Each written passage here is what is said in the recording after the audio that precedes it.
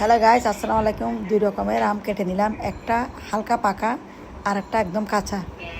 দুই রকমের আচার বানাবো, একটা টক একটা জাল মিষ্টি। একটা মিষ্টি বানাবো, একটা জাল বানাবো, টক জাল মিষ্টি। দেখেন, প্রথমে তেল গরম করে নিলাম, তারপর আদা রসুন দিয়ে দিলাম, লবণ দিয়ে দিলাম, জিরা দিয়ে দিলাম, চিলি ফ্লেক্স দিয়ে দিলাম।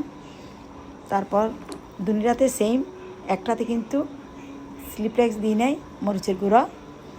তারপর দিয়ে দিলাম, আমগুলো দিয়ে ভালো করে লাড়াচাড়া করলাম। তারপর একটু হলুদ দিয়ে দিলাম কালারের জন্য। তারপর জিরা দিয়ে দিলাম, মরিচের গুঁড়ো দিয়ে দিলাম। যেটা জাল হবে এটাতে মরিচের গুঁড়ো দিলাম, যেটা মিষ্টি হবে এটাতে মরিচের গুঁড়ো দিয়ে নেই। হলুদ দিছি, একটু জিরা দিছি। তারপর রাঁধুনি পাঁচফোড়ন দিয়ে দিলাম দুটাতে, মিষ্টিটাতেও জালটাতেও।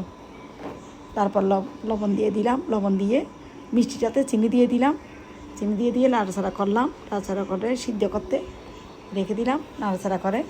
তারপর একটু সিদ্ধ হওয়ার পরে ভিনিগার দিয়ে দিলাম দুইটাতেই। দুইটা একটু লম্বা হচ্ছে, এটার জন্য কিছু করার নাই, দুই রকমের আচার একসাথে বানাইছি এই জন্য।